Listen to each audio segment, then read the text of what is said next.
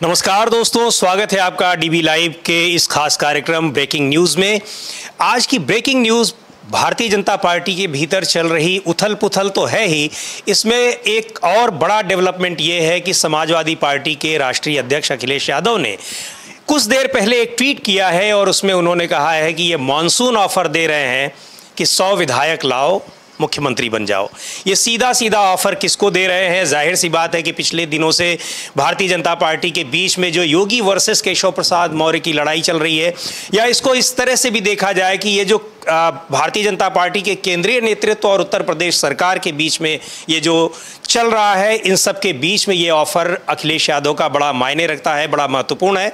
आपको याद होगा कि इसके पहले भी जब भारतीय जनता पार्टी में योगी आदित्यनाथ के नेतृत्व वाली पिछली सरकार थी, उसमें भी जब 100 से ज़्यादा विधायक विधानसभा में योगी सरकार के विरोध में बैठ गए थे, उस समय भी इस तरह की बातें अखिलेश यादव की तरफ से आई थी।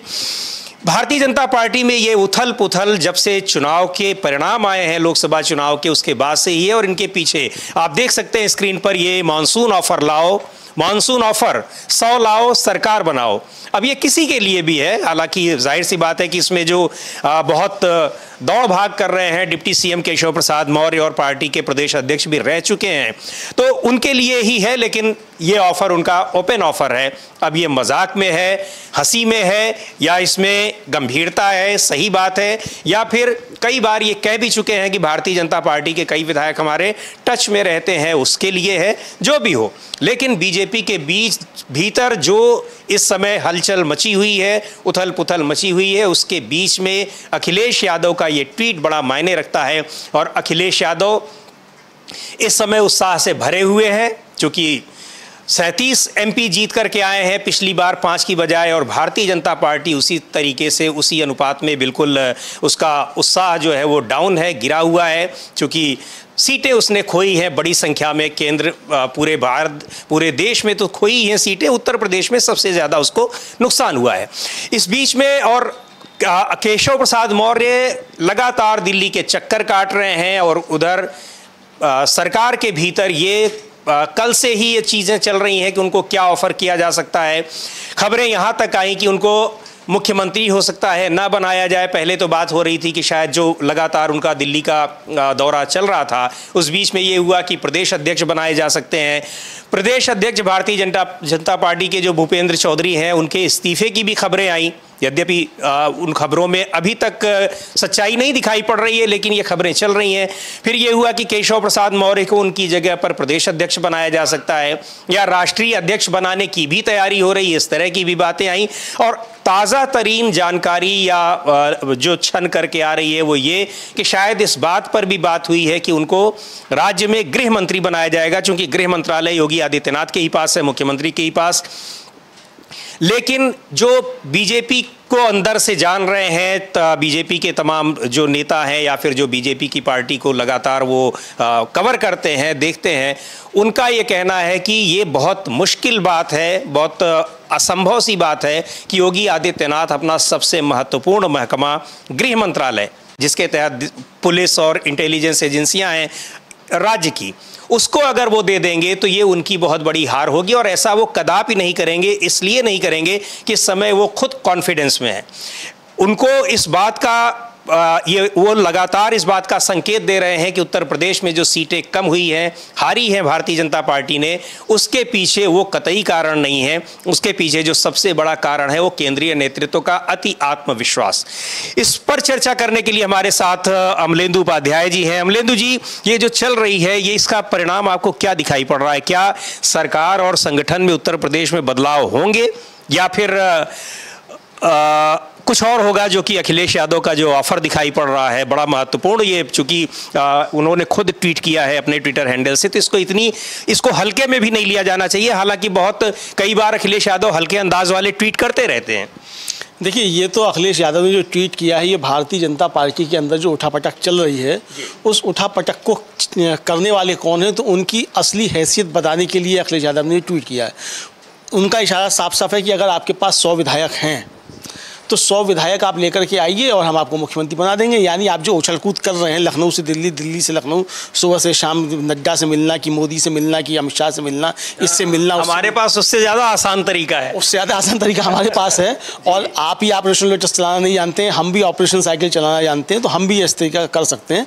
तो ये उन्होंने एक संकेत दिया है। तो इसका मतलब एक तरीके से उन्होंने 2 दांव खेले हैं कि एक तो भारतीय जनता पार्टी के अंदर जो चल रहा है उठापटक, उसको उन्होंने सतह पर ला दिया कि इनके अंदर उठापटक है। दूसरा ये कि अगर आपके पास 100 विधायक हैं और आप इतने मजबूत हैं कि योगी को आप हटा सकते हैं, तो फिर आप आकर के आइए, फिर लेकर के सामने हम बना देते हैं आपको, अगर भारतीय जनता पार्टी नहीं बना रही है तो। एक तरह से वो केशव प्रसाद मौर्य को भी उनकी अपनी हैसियत बताना चाह रहे हैं, क्योंकि केशव प्रसाद मौर्य का यह है कि उन्होंने शुरुआत में विक्टिम बनने की कोशिश तो की कि प्रदेश अध्यक्ष थे, लेकिन विधानसभा चुनाव जीतने के बाद योगी आदित्यनाथ को मुख्यमंत्री बनाया गया।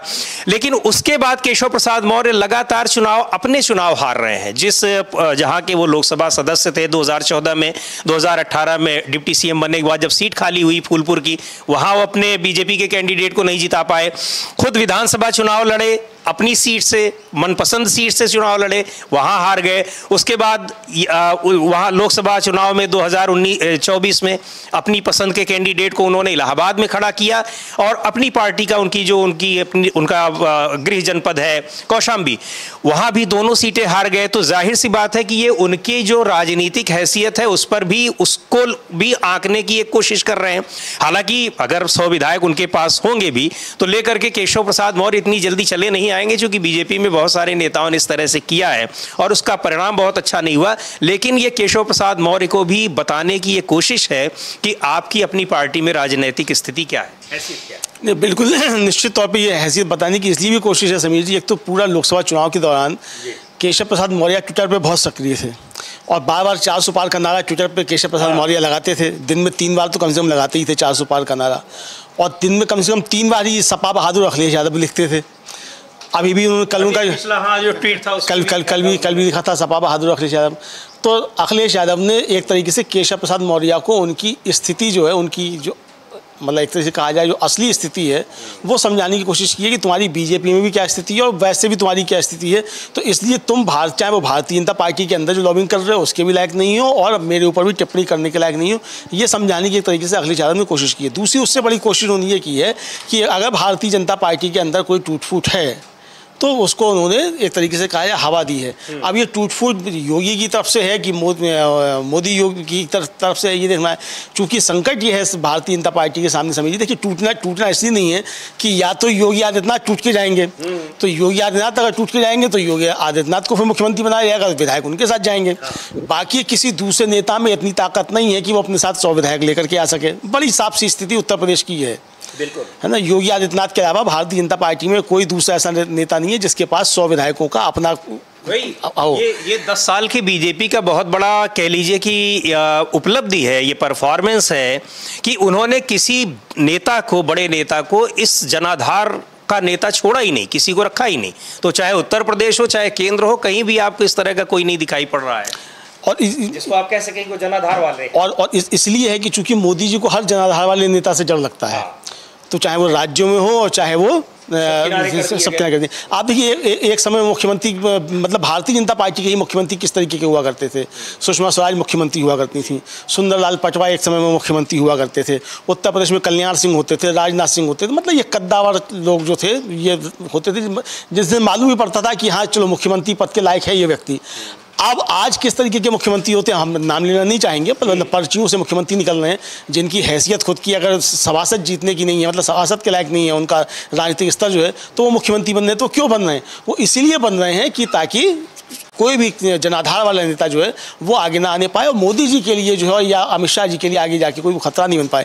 योगी आदित्यनाथ से अदावत क्या है? योगी आदित्यनाथ ने कोई भैंस थोड़ी खोल ली है मोदी जी की या अमित शाह की। अदावत का मुख्य कारण यही है कि योगी आदित्यनाथ अपना जनाधार उनका है, वो खुद जनाधार वाले नेता हैं। तो कोई भी जनाधार उस तरह से जैसे और मुख्यमंत्रियों के लिए कहा जाता है कि वो बिल्कुल मोदी अमित शाह के यस मैन की तरह काम करते हैं, ये आरोप लगते हैं, उस तरह के आरोप योगी आदित्यनाथ पे नहीं लगते हैं कि ये पूरी तरह से वैसे काम कर रहे हैं जो निर्देशित किया हाँ, यस मैन की तरीके से काम नहीं करते, लेकिन दबाव में काम करते हैं, ये तो है। चूंकि वो अपने पसंद का, ये समझिए कि अगर वो अपने पसंद का OSD भी अगर नहीं बना पाए, अपनी पसंद का चीफ सेक्रेटरी भी नहीं बना पाए, अब जाकर के 7 साल के बाद जाकर के आप अपनी पसंद का चीफ सेक्रेटरी बना पाते हैं, तो जब केंद्र में कमजोर हुई है सरकार, जब केंद्र में कमजोर हुई तब जाकर के, तो और उसके बाद भी अभी षड्यंत्र जारी हैं, तो ये आप समझ सकते हैं कि किस तरीके से मतलब भारतीय जनता पार्टी के अंदर चीज़ें चल रही हैं। तो अखिलेश यादव का ये जो ऑफर है, मानसून ऑफर जो है, ये मानसून ऑफर इस मानसून सत्र में ही पूरा हो जाएगा, नहीं होगा ये हम नहीं कह सकते, लेकिन अखिलेश यादव ने ये खुला ऑफर दिया है कि इससे पहले खुला ऑफर उन्होंने केशव प्रसाद मौर्य को ही दिया था, यही ऑफर किया, आप अगर बड़े नेता हैं तो 100 विधायक लेकर के आओ, आपकी इच्छा हम पूरी कर देंगे।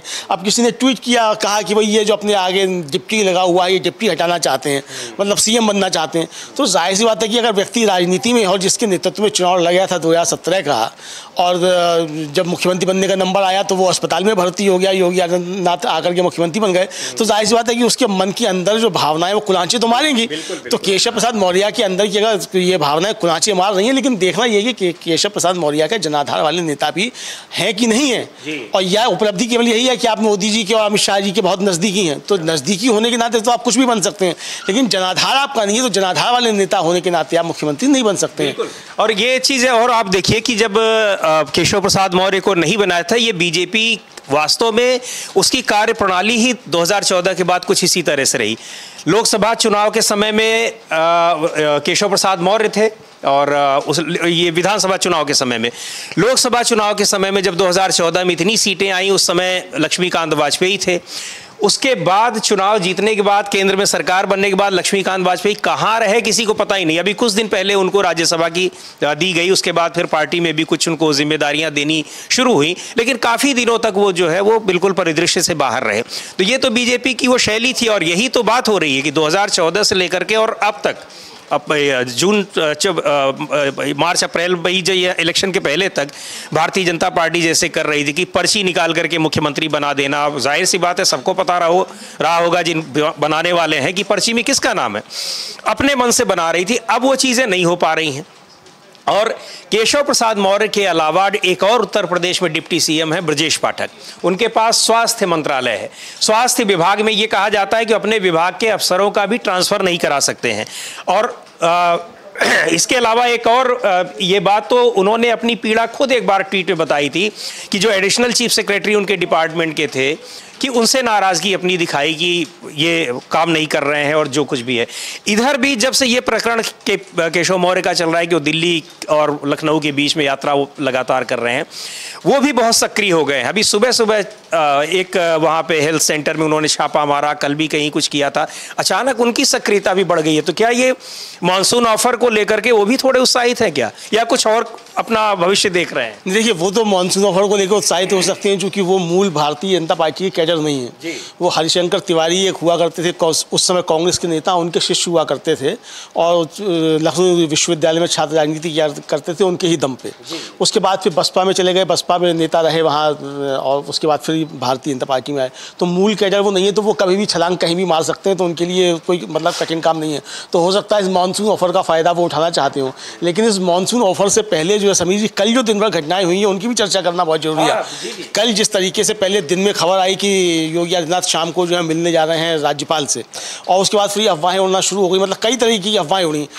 पहली अफवाह ये उड़ी कि योगी आदित्यनाथ जाकर के इस्तीफा देने वाले हैं, लेकिन फिर जब ये सूचनाएं आई कि योगी आदित्यनाथ ऐसे इस्तीफा देने वालों में नहीं है, तो फिर सूचनाएं ये आने लगी कि शायद योगी आदित्यनाथ जो है वो केशव प्रसाद मौर्य और ब्रजेश पाठक की बर्खास्तगी का पत्र लेकर के जा रहे हैं गवर्नर के पास, कि इनको बर्खास्त किया जाता है मंत्रिमंडल से, चूँकि लगातार जो है वो मंत्रिमंडल की बैठकों में नहीं आए हैं। तो इस तरह की भी खबरें उड़ी। हालांकि शाम को जाकर के वो खबरें जो थी वो बेबुनियाद साबित हुई, और योगी आदित्यनाथ जो है, मतलब मुझे लगता है कि उन्होंने भी मज़े लिए एक तरीके से जो खबरें घूम रही थी उनको लेकर के, और वो एक किताब जा करके वो भेंट कराए गवर्नर को, राज्यपाल को।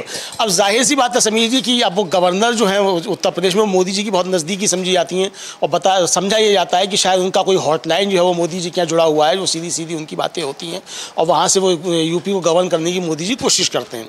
तो हो सकता है कि योगी जी जो है कोई संदेश देने गए हों गवर्नर के जरिए मोदी जी को कि मेरे साथ अगर वो छेड़छाड़ की तो मैं ज़्यादा छेड़छाड़ कर सकता हूँ, ये शायद समझाने के लिए गए हों, और वो संदेश देना उनका मकसद रहा हो। किताब देने के लिए योगी आदित्यनाथ को गवर्नर से मिलने जाने की कोई आवश्यकता नहीं है। और योगी आदित्यनाथ लगातार ये मैसेज दे रहे हैं, इस बात का आभास करा रहे हैं, क्योंकि उनको पता है कि मोदी जी ऐसे व्यक्ति हैं कि वो जिम्मेदारी चुनाव की अपनी कभी नहीं लेंगे, बिल्कुल नहीं लेंगे। देखिए, अब हरियाणा में अभी तक हो रहा था कि कई राज्यों के पिछले दिनों जब चुनाव हुए तो किसी को फेस नहीं बनाया गया सीएम का। हरियाणा में अब कहा जा रहा है कि सैनी साहब ही फेस रहेंगे जो अभी चीफ मिनिस्टर हैं। इसका मतलब चूंकि हरियाणा और महाराष्ट्र को लेकर के जो ये चुनाव पूर्व सर्वे हैं आ रहे हैं और वहाँ की स्थितियाँ बता रही हैं कि शायद बीजेपी सरकार में या एनडीए गठबंधन न लौट पाए। तो इन परिस्थितियों को भांप करके पहले से ही वो एक सेफ साइड ले रहे हैं। और योगी आदित्यनाथ बार बार ये चिता रहे हैं कि यहाँ पर जो कुछ भी हार हुई है, जो कुछ भी परिणाम जो है बीजेपी के फेवर में नहीं आए, अगेंस्ट में आए, उसके पीछे केवल और केवल केंद्रीय नेतृत्व जिम्मेदार है। रविवार को जब कार्य समिति की बैठक हुई थी उसमें भी उन्होंने सीधे तौर पर कहा था कि जो ये हार के जो तमाम कारण है उनमें एक सबसे बड़ा कारण ये भी है कि जो अति आत्मविश्वास हमारा रहा, और सीधे तौर पर वो अति आत्मविश्वास का इशारा उनका किसकी तरफ था इसमें कुछ कोई संदेह नहीं है। अति आत्मविश्वास की बात जो उन्होंने इसलिए कही कि हमने क्यों जो 400 पार का नारा दिया वो अति आत्मविश्वास का था। हम केवल एक ही चेहरे पर चुनाव लड़े, प्रधानमंत्री मोदी के चेहरे पर, वो अति आत्मविश्वास का एक नमूना था। तो इस तरह के जो अति आत्मविश्वास थे, इन सारी चीज़ों ने नुकसान पहुंचाया। साथ में उन्होंने ये भी कहा कि प्रदेश सरकार की उपलब्धियों को ठीक से नहीं बताया गया, ये बहुत बड़ी बात उन्होंने कही थी। तो ये वो साफ जो आप कह रहे हैं कि राज्यपाल को वो देने गए होंगे कि अगर मुझे हटाने की कोशिश होगी तो हो सकता है कि किसी और को हटना पड़ जाए। देखिए, एक तो जो आपने बात कही उसमें बड़ी महत्वपूर्ण बात यह है कि उन्होंने दो संकेत दिए। दो संकेत क्या थे? एक तो कि हम अति आत्मविश्वास में हारे, और दूसरा उन्होंने कहा कि राज्य सरकार की उपलब्धियों को नहीं बताया गया। ये नहीं कहा उन्होंने कि केंद्र सरकार की उपलब्धियों को नहीं बताया गया। भाई, जब चुनाव केंद्र का हो रहा है तो उपलब्धियां केंद्र की बताई जाएंगी। तो उन्होंने कहा राज्य सरकार की उपलब्धियों को नहीं बताया गया, यानी कि अगर आप राज्य सरकार की उपलब्धियां बताते तो आप चुनाव जीत जाते। और ये जो हार हुई है ये केंद्र सरकार की उपलब्धियां बताने की वजह से हुई, यानी मोदी जी की उपलब्धियां बताने की वजह से हुई हैं। अब वो इसका मतलब सवाल उठा रहे हैं कि मोदी जी की कोई उपलब्धियां नहीं हैं। ये सीधा सीधा अगर इस तरीके की आवाज़ें समीर जी बीजेपी के अंदर से उठ रही हैं और उत्तर प्रदेश जैसे बड़े राज्य का मुख्यमंत्री ये सवाल उठा रहा है, तो निश्चित तौर पे ये समझा सकता है कि बीजेपी के अंदर सब कुछ ठीक ठाक नहीं है और मोदी जी का ग्राफ बीजेपी के अंदर भी गिर रहा है। और हो सकता है मोदी जी के लिए गंभीर चुनौतियां पार्टी के अंदर तैयार हो रही हों और आने वाले समय में उसका प्रस्फुटन हो जाए। दूसरा, जिस तरीके से आपने बताया कि अब वहाँ नायब सिंह सैनी के नेतृत्व में चुनाव लड़ने की बात हो रही है, इसी तरीके से अब कहा जा रहा है कि भाई महाराष्ट्र में भी चुनाव एकनाथ शिंदे के नेतृत्व में लड़ेंगे। यानी कि पहले ही हार के लिए जो है वो सजा लिए गए हैं कि किसके कोई पूछे नहीं कौन जिम्मेदार है, तो किसके गले में हार का हार डालना है उसके लिए पहले तैयार कर ली गई हैं। दो मूर्तियाँ, दो दाढ़ी वाले जो हैं नायब सिंह सैनी और एकनाथ शिंदे, दोनों तैयार कर लिए गए कि इनके गले में ये माला डालनी है हार की। मोदी जी के ऊपर ना केंद्र की हार की जिम्मेदारी है ना राज्यों की हार की जिम्मेदारी है। गारंटी लेकिन 400 पार की मोदी जी की होगी, मतलब 400 पार की गारंटी मोदी जी देंगे और हार की जिम्मेदारी, जो हार की गारंटी, वो राज्यों के नेता लेंगे। तो ऐसे नहीं चला करता है। अब राज्यों की तरफ से मांग उठने लगी है और ये सुर उठने लगे हैं कि मोदी जी अगर 400 पार की गारंटी आपकी थी तो हार की गारंटी भी आपकी ही है, तो इसको आपको लेना पड़ेगा। और मुझे लगता है समीर जी कि योगी आदित्यनाथ ने साफ साफ संदेश दे दिया है। केशव प्रसाद मौर्य के जरिए जो दौड़ भाग कराई गई और जिस तरीके से कॉर्पोरेट मीडिया को एक तरीके से कहा जाए, जो आरोप लग रहा है कि उसको सुपारी दी गई योगी आदित्यनाथ की सरकार को बदनाम करने के लिए, योगी आदित्यनाथ को बदनाम करने के लिए, पता नहीं कितना सच है गलत है। इस तरीके के सोशल मीडिया पे जो समर्थक हैं, बीजेपी के समर्थक हैं, वही लोग इस तरीके के आरोप लगा रहे हैं।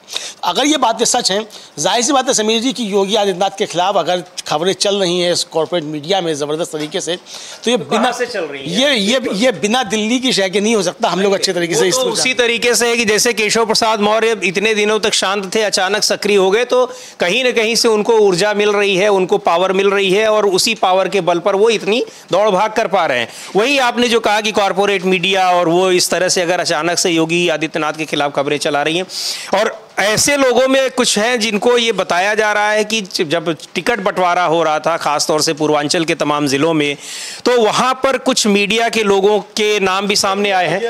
समीर जी, बड़ा इम्पोर्टेंट ये ट्वीट आया है इनका अखिलेश यादव का, मुझे लगता है कि इसको पढ़ के सुना दिया जाए। ये जो जी बिल्कुल, बहुत गंभीर मामला है। हाँ, जो नाम लिखने का मामला था उस पर अखिलेश यादव ने इसको ट्वीट किया है, बहुत गंभीर ट्वीट ये है। और ये अखिलेश यादव जो है वो कह रहे हैं, इसको लिख रहे हैं कि जो जिनका नाम और जिसका नाम गुड्डू, मुन्ना, छोटू या फत्ते है, उसके नाम से क्या पता चलेगा। माननीय न्यायालय स्वतः संज्ञान ले और ऐसे प्रशासन के पीछे के शासन तक की मंशा की जांच करवाकर उचित दंडात्मक कार्रवाई करे। ऐसे आदेश सामाजिक अपराध हैं जो सौहार्द के शांतिपूर्ण वातावरण को बिगाड़ना चाहते हैं। और उन्होंने एक खबर का जो स्क्रीनशॉट शेयर किया है कि सभी दुकानदार अपना नाम बाहर जरूर लिखें। कांवड़ यात्रा को लेकर मुजफ्फरनगर ने जारी किया ये फरमान, ये था। तो ये हाँ, इसको लेकर के समीर जी काफ़ी ज़्यादा चीज़ें उठ रही हैं। और इसको लेकर के जो साकेत गोखले एक MP हैं राज्यसभा के तृणमूल कांग्रेस के, उन्होंने NHRC में इसको लेकर के शिकायत भी की है कि ये मानवाधिकारों का हनन है और ये किस के आधार पर इसको किया गया। और मुजफ्फरनगर पुलिस को तुरंत जो है इसको किया जाए कि वो करे। ये खबर को भी एक अपने दर्शकों को बता दिया जाए, है क्या हरिद्वार से दिल्ली के रास्ते में, जहां से कांवड़िए हरिद्वार से जल भर करके ले आते हैं सावन के महीने में, तो वहां रास्ते में पड़ने वाले दुकानदारों से जो फल बेचते हैं और चीजें बेचते हैं, उनसे पुलिस ने कहा है, मुजफ्फरनगर पुलिस ने, कि आप अपनी ठेले पर, दुकान पर उस पर स्पष्ट तौर पर लिखिए कि ये दुकान किसकी है, अपना नाम लिखिए, सीधे तौर पर यह पता लगे उससे कि आप किस जाति, समुदाय, धर्म से बिलोंग करते हैं। ये उसका मकसद है, क्योंकि अभी तक तो ऐसा कभी कहा नहीं गया। और ये बात पिछले कुछ कांवड़ यात्राओं के दौरान या अक्सर कई जगहों से सामने आती है कि मुस्लिम दुकानदार अपने हिंदू नाम रख करके फल और ये जूस वगैरह बेचते हैं। ऐसी बहुत सारी घटनाएं आती थी जिसमें तमाम जो हिंदू संगठनों के लोग थे उस पर बवाल मचाते थे। ऐसी कई वीडियोस जो है वायरल हुए हैं। उसको लेकर के पुलिस का ये बयान, ये बहुत कह लीजिए कि गंभीर है, जो कि और कोई करे तो उसके खिलाफ तो सख्त कार्रवाई होगी, जो सज़ा उसको मिलेगी, जो उसके लिए निर्धारित होगा। लेकिन पुलिस ही अगर ऐसा कह रही है कि आपको अपने नाम रखने चाहिए और अब बताइए आप अपनी कोई चीज़ बेचने से पहले, तो ये इसको लेकर के, और जैसा कि वो साकेत गोखले हैं उन्होंने NHRC से भी कहा है, तो ये बहुत गंभीर मामला है और ये पुलिस इस तरह से कर रही है। जी ये बिल्कुल काफ़ी ज़्यादा गंभीर मामला है समीर जी। और ये मतलब एक तरीके से कहा जाए कि क्या प्रशासन की तरफ से ही इस बात की वो की जा रही है कि भाई आप जो है सांप्रदायिक उसके आधार पर आप व्यापार होंगे। और जिस तरीके की खबरें चलाई जाती रही, पहले आह्वान किए जाते रहे कि भाई आर्थिक बहिष्कार करो, और ये आर्थिक बहिष्कार जो है समीर जी, ये सिर्फ ऐसा नहीं है कि सबके नाम लिखने से, मतलब ये बताना चाहते हैं कि अगर कोई मुसलमान नाम का है तो अब अखिलेश यादव जो कह रहे हैं कि भाई किसी का नाम मुन्ना है, किसी का नाम फत्ते है, तो कैसे मालूम पड़ेगा ये क्या है। बहुत से ऐसे नाम होते हैं कि आप उस पर केवल नाम से नहीं बता सकते कि हिंदू का या मुसलमान का। अब जैसे आपका नाम समीर आत्मज मिश्र है, तो अगर जब तक कि आपको हम शॉर्ट में समीर कह रहे हैं, तो अब समीर नाम से कोई पता नहीं लगा सकता। हालांकि मोदी जी कंफ्यूज करते हैं लोग, हालांकि मोदी जी कपड़ों से पहचान लेते हैं, वो उसमें कोई तो है नहीं है। लेकिन आपका नाम अगर हम जैसे हम समीर जी कह रहे हैं, तो इससे कोई नहीं पहचान सकता कि ये क्या नाम है ना। तो ये दिक्कतें हैं। तो अगर आपने इस मंशा से किया तो पहले तो जो पुलिस ने जारी किया है उसको अपनी मंशा जाहिर करनी चाहिए कि आपने किस लिहाज से जारी किया, आपकी इसके पीछे मंशा क्या थी। अगर मान लीजिए आपकी मंशा ये है कि भाई दुकानदार का नाम मालूम रहे, तो जैसे रेलवे में कैंटीन होती है उसके होते हैं तो उनके ठेकेदार के नाम और नंबर, बैज नंबर होते हैं इस तरह।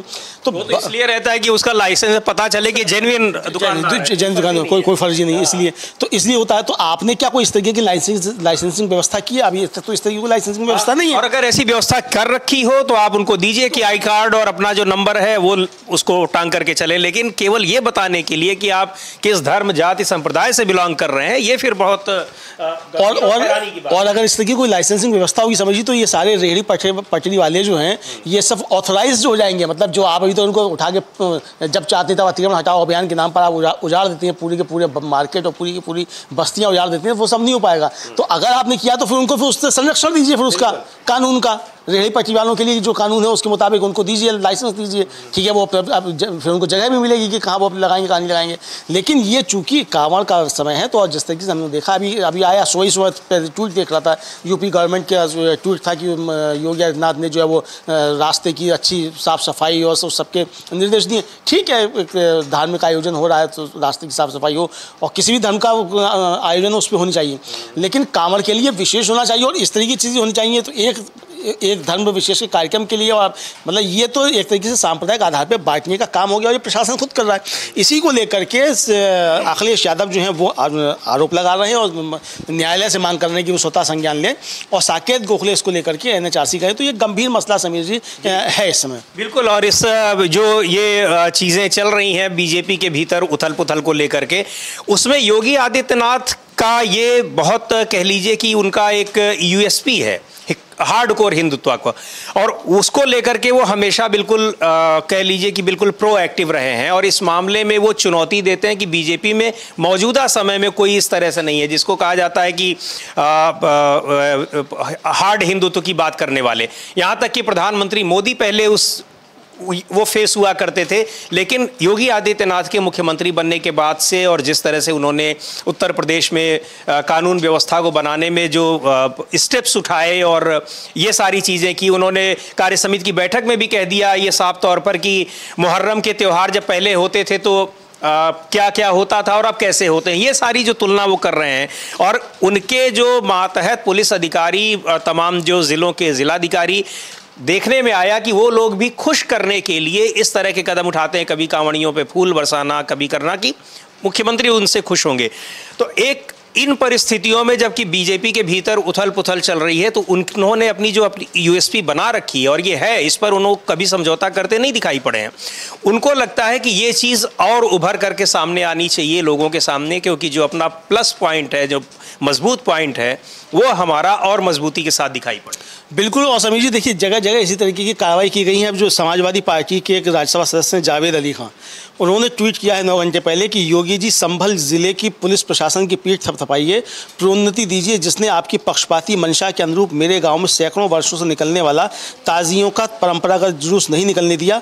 ऑपरेशन शांतिपूर्ण रहा। फिर उन्होंने टैग किया है अखिलेश यादव को, CM ऑफिस UP को, DGP UP को, चीफ सेक्रेटरी UP को। तो इस तरीके की चीज़ें हो रही हैं। तो यानी सरकार में आने के बाद समीर जी सांप्रदायिक आपकी पार्टी की कुछ भी विचारधारा हो, आप उसके लिए काम करें, लेकिन सरकार में जब आप आते हैं तो सरकार में फिर सरकार सबकी होती है।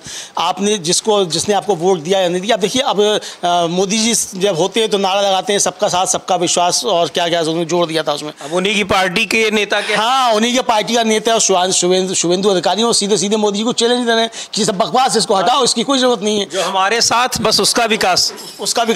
तो ये अब हाँ इस नारा दिया। तो अब ये चीज़ें मतलब देखिए, जब विभाजन की दीवार आप चौड़ी करेंगे तो ऐसा थोड़ी कि जिस विभाजन के एजेंडे पे आप चल करके ऊपर तक पहुंचे हैं तो आपके नीचे वाला कार्यकर्ता या आपका नीचे की जो second line third line leadership है वो उस नीति पे चलते हुए आपकी स्थिति तक पहुंचना नहीं चाहेगी। तो चूंकि अब तो दौड़ इस बात की ना कि अगर मोदी जी मान लीजिए सांप्रदायिक विभाजन करके यहाँ तक पहुँच सकते हैं या योगी जी सांप्रदायिक विभाजन करके यहाँ तक पहुँच सकते हैं, तो बाकी लोग वहाँ तक क्यों नहीं पहुँच सकते हैं। तो ये सब किया। अच्छा, दूसरी पार्टियों से गए लोग और ज्यादा, जैसे उसका बड़ा उदाहरण असम के मुख्यमंत्री है। अब वो तो नया मुल्ला प्याज ज्यादा खाता है, कहावत है ना, वो तो और ज्यादा साबित करने में तुलते कि पुराने बात भाजपा वालों से हम ज्यादा। अब मैं देख रहा था सोशल मीडिया पे कोई पुराने भाजपा कार्यकर्ता हैं, ट्विटर पर वो लिख रहे थे कि जो नए जो आए हैं ये ज्यादा बड़े भाजपाई हैं, हम छोटे भाजपाई हैं। यही लड़ाई और बड़ी है भारतीय जनता पार्टी के भीतर, जो बीजेपी के कार्यकर्ताओं के नाराज होने। ऐसा नहीं कि सब सरकार उनकी सुन नहीं रही है या केवल सारे लोग इसी से नाराज हैं। उनको ये लग रहा है जो दूसरी पार्टियों से आए लोग हैं उनको कहीं ज्यादा महत्व मिल रहा है, और वास्तव में हो रहा है। चाहे टिकट मिलना हो, चाहे मंत्री बनाना हो, राज्यसभा भेजना हो, विधान परिषद भेजना हो, तो स्वाभाविक है जो व्यक्ति इतने दिनों से खप रहा है उस पार्टी में और उसको इग्नोर कर दिया जाए और नए आने वालों को तुरंत बना दिया जाए। पर बीजेपी को तो ये था कि वो सारे और पार्टियों से मुक्त, खासतौर पे कांग्रेस मुक्त भारत का स्वप्न देख रही थी, और उसको ये था कि कहीं से भी लाओ हमारी पार्टी में। और ये जो शुभेंदु अधिकारी का बयान है इस मामले में, हालांकि बाद में उन्होंने स्पष्टीकरण दिया, सफाई दी, लेकिन बड़े जोर शोर से इस बात को उन्होंने रखा था, अपनी बात कही थी, ट्वीट भी किया था। ये दिखा रहा है कि जो बीजेपी में हलचल मची हुई है, तो केंद्रीय नेतृत्व जिसको इतना खौफ था जिसका पिछले 10 साल से, वो खौफ अब एकदम पूरी तरह से ख़त्म हो गया है कि सीधे पीएम के नारे को, जिसको वो इतना महत्वपूर्ण समझते थे और हर जगह बोलते थे, इस नारे को इतना प्रचारित किया गया, उस पर अब सवाल उठा रहे हैं। और इस सवाल को साफ ये दिखाई पड़ रहा है, वो चाहे अजीत पवार से लेकर के प्रफुल्ल पटेल से लेकर के अब हिमंता बिस्व शर्मा से लेकर के तमाम नेताओं के केसेस हों कि यहाँ आने पर सब साफ हो गए और हमारे साथ जब वो आए तो उनका सबका विकास हो रहा है। आप लोग देख लीजिए, अगर ये लोग बाहर रहे होते तो सब जेल में रहे होते, जैसे अरविंद केजरीवाल और हेमंत सोरेन और तमाम दूसरे नेता, संजय सिंह वगैरह। बिल्कुल समीर जी, बात तो उन्होंने बिल्कुल सही कही, बात वो निकल गई। हाँ, वो असल में वो मन की बात जो थी वो निकल गई। हाँ। अब मन की बात कहने का अधिकार तो बीजेपी में सिर्फ मोदी जी को है, किसी और को दूसरे को तो है नहीं मन की बात कहने का। आपको तो सब मोदी जी की बात कहनी है। तो वहाँ अब वो गलती से निकल गई। वो सोशल मीडिया पे जो मीम्स लोग बनाते हैं उसमें वो आता है ना बच्चे की कि गलती से मुंह से निकल गई मैया रे क्या तैयारे, तो मैया रे तैयारे गलती से मुंह से निकल गई, कर रहे हैं शुभेंदु अधिकारी, लेकिन निकल तो मन की बात गई थी। तो जो मन की बात है वो सामने आ गई। लेकिन इस मन की बात में जो और चीज़ आगे बढ़ रही है समीर जी, वो ये है कि अब महाराष्ट्र से भी एक बड़ी खबर आ रही है कि वहाँ अजीत पवार की जो एनसीपी है उसको ज़बरदस्त झटका लगा है। कल लगभग 2 दर्जन से ज़्यादा जो एनसीपी के नेता हैं उन्होंने शरद पवार की एनसीपी में घर वापसी कर ली है। और इसके साथ साथ जो एक उनका आरएसएस का पत्रिका है, साप्ताहिक पत्रिका है विवेक नाम से, उसमें कोई एक लेख छपा। उस लेख में जो था ये कहा गया कि अजीत पवार के साथ आने की वजह से बीजेपी को नुकसान हुआ। तो अब ये इससे पहले जो आरएसएस का ही एक और मुखपत्र है ऑर्गेनाइजर, उसमें रतन शारदा का एक लेख था, उसमें भी उन्होंने अजीत पवार को दोषी ठहराया था। बीजेपी के अंदर इस तरीके की चीज़ें शुरू हुई कि अजीत पवार को दोषी ठहरा करके इस हार का ठीकरा, मतलब जैसे यहाँ योगी आदित्यनाथ के ऊपर ठीकरा फोड़ने की कोशिश की जा रही है उत्तर प्रदेश में, उसी तरीके की कोशिशें की जा रही हैं महाराष्ट्र में कि अजीत पवार के सिर पर ठीकरा फोड़ दो। इसका नुकसान ये हो रहा है, बीजेपी को भी समझा जा सकता है कि एक तो अजीत पवार को संशय पैदा हो गया भारतीय जनता पार्टी को लेकर के, और अजीत पवार के लोगों में संशय पैदा हो गया ये कि अजीत पवार भी जो है कब तक यहाँ टिक पाएंगे और इनके साथ बीजेपी क्या करेगी आने वाले समय में। तो अभी समय है, अभी शरद पवार की तरफ चले चलो। तो तमाम लोग जो है वो शरद पवार की तरफ जा रहे हैं। विधायकों के सामने भी मजबूरी है, लेकिन जैसे ही चुनाव घोषित हो जाए, कल की खबरों में हम लोगों ने चर्चा भी की थी अपने इस बिग ब्रेकिंग प्रोग्राम में कि अजीत पवार की पत्नी ने भी मुलाकात की है, जो अभी चुनाव लोकसभा का हारी हैं और लेकिन राज्यसभा में पहुंच गई हैं। तो ये बिल्कुल वहां पे खलबली मची है, यानी वहां पर न केवल भारतीय जनता पार्टी में बल्कि जो एनडीए के घटक दल हैं उनमें भी ये खलबली मची हुई है। और अजीत पवार की पार्टी तो खास तौर पर उसमें बिल्कुल आप सही कह रहे हैं कि वो रास्ता ढूंढ रहे हैं कि वो एनसीपी में किस तरह से चले जाएं, कांग्रेस पार्टी में किस तरह से चले जाएं या शिवसेना में कैसे चले जाएं। तो ये सारा संकट सामने, तो जो उनके शरद पवार की जो एनसीपी है, मतलब उसके प्रवक्ता हैं क्लाइड क्रेस्टो, उन्होंने कल पत्रकारों से बातचीत करते हुए कहा कि भाजपा महाराष्ट्र में आगामी लोकसभा चुनाव जीतने की कोशिश कर रही है, लेकिन उनको लगता है कि अजीत पवार के नेतृत्व वाली पार्टी के साथ गठबंधन उनकी संभावनाओं को नुकसान पहुंचाएगा, ये उन्होंने कहा। फिर उन्होंने ये भी कहा कि भाई जिस तरीके से ये सब चीज़ें हो रही हैं इससे लगता ये है कि भारतीय जनता पार्टी उनको डिच करना चाहती है, मतलब उनको अलग करना चाहती है। तो अब ये उनके सामने संकट पैदा हो गया है। तो यानी ये संकट भारतीय जनता पार्टी के अंदर का जो संकट है समीर जी, और जो महायुति है वहाँ महाराष्ट्र में, जिसको महायुति कहना है, यानी कि एनडीए जो है उसके अंदर जिस तरीके से टूट फूट पैदा हो रही है, उसको देखते हुए समझा जा रहा है कि वहाँ चीज़ें सब ठीक ठाक नहीं है। अभी हम लोगों ने ब्रेकिंग उस दिन किया था कि छगन भुजबल जो है वो जाकर के मिले थे शरद पवार से। अब कहा तो बाहर निकल कर उन्होंने कि हम आरक्षण के मसले पर बात करने गए थे। आरक्षण का अभी वहाँ को मसला इसलिए नहीं है कि मालूम है कि ये केयर टेकर सरकार बची है, सितंबर में चुनाव हो जाना है, अक्टूबर में चुनाव हो जाना है। तो अब आरक्षण पर सरकार क्या फैसला लेगी, और फैसला कर लेगी तो बहुमत है उसका वहाँ, तो अगर कुछ फैसला ले लेगी, शरद पवार उसमें क्या करेंगे। तो ये एक बहाना था, लेकिन वो भी घर वापसी का रास्ता देखने के लिए गए थे। हो सकता है शायद अजीत पवार का ही संदेश लेकर के गए हों कि चाचा मुझको माफ़ कर दो, मैं घर वापस आना चाहता हूँ, गलती हो गई, इस तरीके की कुछ बातें लेकर के गए हों। क्योंकि जब पहले भी अजीत पवार चले गए थे, जिस समय सुबह 5 बजे वो उप मुख्यमंत्री बन गए थे, उस समय फिर लौट करके आकर उन्होंने चाचा से माफ़ी सब मांग ली थी, जब सारे विधायक लौट करके आ गए थे। तो ये चीज़ें हो सकती है कि वह अजीत पवार के सामने संकट हो, छगन भुजबल जाकर के मिले हों।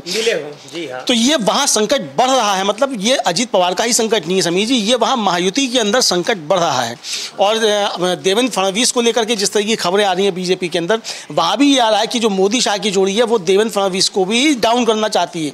और जैसा मैंने पहले कहा कि अब वहाँ जो है वो हार के लिए जो है वो सिर्फ खोज लिया गया है, किसके सिर हार डाला जाएगा, तो वो एकनाथ शिंदे को खोज दिया गया है। यानी कि अब चुनाव भी एकनाथ शिंदे के नेतृत्व में लड़े, यानी कि घोषणा होनी है। तो देवेंद्र फडणवीस तो वैसे ही पीछे हो जाएंगे। मान लीजिए कि अगर एक बार को सरकार बन गई, तो फिर जब आप चुनाव लड़े थे एकनाथ शिंदे के नेतृत्व में, फिर आप कैसे देवेंद्र फडणवीस को बना देंगे अगर बन जाती है ना? तो या तो आप पहले तय कर चुके हैं कि आपकी सरकार नहीं बननी है, और अगर ऐसा तय नहीं कर चुके तो आप देवेंद्र फडणवीस को वहाँ किनारे कर रहे हैं, अपनी पार्टी के नेता कोई जो आपकी पार्टी का तक लीड कर रहा है। तो ये भारतीय जनता पार्टी की जो अंदरूनी राजनीति है वो भी समीर जी महाराष्ट्र में देखने को मिल रही है। और सबसे ज़्यादा बड़ी बात यह कि जैसा हम लोगों ने उस दिन चर्चा भी की थी कि वो जो सकाल ग्रुप है उसका जो एक आया सर्वे आया जी कि 48% लोग जो है वो महागठबंधन यानी ये जो इंडिया गठबंधन उसको पसंद कर रहे हैं, और मात्र 33% लोग जो हैं वो महायुति यानी एनडीए को, भारतीय जनता पार्टी गठबंधन को पसंद कर रहे हैं। तो ये 15% का अंतर बहुत ज़्यादा अंतर है समीर जी। 15% का अंतर जब ये चुनाव के समय आएगा, अगर मान लीजिए ये होता है तो फिर 15 से जाकर के 20 और 25 तक भी ये अंतर पहुंच सकता है। और ये अगर 15 पे भी रहता है, अगर समीर जी मान लीजिए चुनाव तक नहीं बढ़ता है, तब भी ये सीटों में जो है ये एक तरीके से मतलब समझिए कि अंतर आ जाएगा 100 सीटों का। बिल्कुल 100 सीटों का अंतर ये आ जाएगा महागठबंधन यानी महाविकास अघाड़ी और महायुति के बीच में। तो 100 सीटें ज़्यादा लेकर के महाविकास अघाड़ी आएगा। और ये भी लोगों की ये भी तो आशंका है ना कि भाई जब लोकसभा के चुनाव में ये स्थिति रही, जिस पर कि ये माना जाता है कि केंद्र लोकसभा का चुनाव, विधानसभा चुनाव दोनों के में मतदाता जो है वो अलग तरीके से करता है, अगर वहाँ वो कर रहा है और बीजेपी के नेतृत्व से इतना वो खफा है, तो विधानसभा के चुनाव में, और जैसा कहा जा रहा है कि अजीत पवार को ले लेना, वास्तव में 2-2, 3-3 बार आपने उनको लिया, क्लीन चिट दी, फिर आरोप लगाए, फिर क्लीन चिट, तो ये जो प्रक्रिया चलती रही, शुभेंदु अधिकारी के शब्दों में कहें कि जो हमारे साथ उसी का विकास, इसको लेकर डेफिनेटली नाराजगी तो रही ही, उसका नुकसान भी हुआ। तो अब जो वहाँ के जो नेता हैं उनको लग रहा है कि विधानसभा के चुनाव में तो फिर और ज़्यादा नुकसान होना है। उस पर ये सर्वे भी आ गया, और ये इसको बड़ा क्रेडिबल माना जाता है महाराष्ट्र के लिहाज से, इस एजेंसी को, इस ग्रुप को, कि बड़ा सही सर्वे ये करते हैं, ऐसा कहा जाता है। कई सारे उनके सर्वे बिल्कुल सही निकले भी हैं। तो अब ये बिल्कुल भगदड़ मची हुई है, और वहाँ तो लग रहा है चूंकि विधानसभा चुनाव इसी साल होने हैं, तो उत्तर प्रदेश से ज़्यादा भगदड़ तो इस समय वहाँ महाराष्ट्र में ही लगी, मतलब मची हुई है। मतलब वहाँ तो साफ भगदड़ है, और यहाँ अंदरूनी खुद यहाँ भगदड़ जैसे आसार दिख रहे हैं, और वहाँ मची हुई है। मतलब वहाँ मची हुई है, और यहाँ ये है कि ऊपर का एक कहीं से चटकन होने की आवश्यकता है, और यहाँ भी भगदड़ शुरू हो जाएगी उत्तर प्रदेश में भी। लेकिन चूंकि यहाँ योगी आदित्यनाथ थोड़ा मजबूत है, तो इसलिए वो भगदड़ की स्थिति इसलिए नहीं है कि भाग के आखिर कौन कहाँ जाएगा। अखिलेश यादव का ऑफर लेने की किसी में क्षमता हो तो वो ले ले ऑफर, अखिलेश यादव तो दे रहे। ये ऑफर किसी को लुभा गया, अगर कोशिश में लग गया, और लुभा सकता है, ऐसा नहीं कि लुभा नहीं सकता हो। तो चूंकि बहुत सी चीज़ें होती हैं, देखिए है क्या कि जब केंद्रीय नेतृत्व कमजोर होता है तो फिर राज्यों में चीज़ें जो है वो उसी तरीके से फिर ना 1990 के दशक को हम लोग देखें, जब केंद्र में भारतीय जनता पार्टी उभर रही थी 92 में, इसके बाबरी मस्जिद ढहने के बाद, या वो जो पूरा मंदिर आंदोलन चला था, केंद्र में सरकार में भी आई, कई सारे राज्यों में भी सरकार में आई, लेकिन उस समय की स्थितियों को देखिए तो इस अभी 10 साल के बाद अब बीजेपी में वही स्थितियां फिर से दोहराई जाती दिखाई पड़ रही हैं। कल्याण सिंह को हटाया गया, कल्याण सिंह गए, उमा भारती को हटाया गया, उधर शंकर सिंह वाघेला को, तमाम सारे उदाहरण हैं। तो 10 साल तक तो चूंकि केंद्र में मजबूत रही सरकार, किसी ने हिम्मत नहीं जुटाई, या कह लीजिए कि सबको रोके रखा गया। ब्रेकिंग कई छात्र इंतजार कर रहे हैं कि आज जो है वो नीट पे सुनवाई होनी है। नीट मामले पर सुप्रीम कोर्ट में सुनवाई शुरू हो गई है। नीट मामले पर सुप्रीम कोर्ट में सुनवाई शुरू हो गई है। बड़ी खबर इस समय की हम आपको बता रहे हैं, नीट यूजी 24 को रद्द करने की याचिका पर सुप्रीम कोर्ट में सुनवाई शुरू हो गई है। CJI जस्टिस DY चंद्रचूड़ की खंडपीठ इसकी सुनवाई कर रही है। CJI ने कहा है कि NET मामलों में कुछ गड़बड़ हुआ है, कई छात्र इंतजार कर रहे हैं। हम आज नीट का मामला खोलेंगे। शुरुआती टिप्पणी सीजेआई की आई है, नीट मामले में सीजेआई की बड़ी टिप्पणी आई है। नीट मामले में सुप्रीम कोर्ट में सुनवाई शुरू हो गई है। आपको बता दें कि इस मामले में कल ही जो है वो अपना सबमिट किया है नीट ने। नीट यूजी को रद्द करने की याचिका पर सुनवाई शुरू हो चुकी है। सीजेआई डीवाई चंद्रचूड़ की खंडपीठ इसका सुनवाई कर रही है। एनईटी मामलों में कुछ तात्कालिकता है, ये सीजेआई का कहना है। उनका कहना है कि कई छात्र इंतजार कर रहे हैं, हम आज नीट मामला खोलेंगे। बड़ी खबर इस समय की यह हो सकता है कि आज नीट को रद्द करने के मामले पर सुप्रीम कोर्ट का कोई बड़ा फैसला आ जाए। कई दौर की इसमें कई सारी याचिकाएं पड़ी हुई हैं नीट को लेकर के छात्रों की तरफ से, और ये जो पूरा ये नीट में जो मेडिकल कॉलेजेस में एडमिशन का ये की परीक्षा होती है सेंट्रल लेवल पे, उसको लेकर के और बहुत ही कई इस तरह की घटनाएं आई थी कि इस तरह के केसेस मिले थे जिसमें कि पूर्णांक के मतलब जितने का पेपर था उतने नंबर मिले, यानी किसी का कोई सवाल गलत नहीं हुआ। बहुत बड़े पैमाने पर धांधली की शिकायतें थी, पेपर लीक की शिकायतें थी। तो कई सारी याचिकाएं इस मामले में लगी हुई हैं और चीफ जस्टिस ऑफ इंडिया, जैसा आपने बताया कि उनके नेतृत्व में इसमें सुनवाई हो रही है, सुप्रीम कोर्ट में शुरू हो गई है। और यह भी हो सकता है कि इस परीक्षा को रद्द करें, क्योंकि छात्र इसी की मांग कर रहे हैं। लेकिन जो इसको कराने वाली एजेंसी है एनटीए, नेशनल टेस्टिंग एजेंसी, उस पर बहुत सारी परीक्षाओं में धांधली के आरोप लगे हैं। आरोप लगा कि ये कोई परीक्षा करा नहीं पा रही है। उस एजेंसी को ही खत्म करने की, चूंकि उसकी उपयोगिता जो है वो कोई नहीं रह गई, ऐसे आरोप लग रहे हैं, तो उसको खत्म करने की मांग की जा रही है।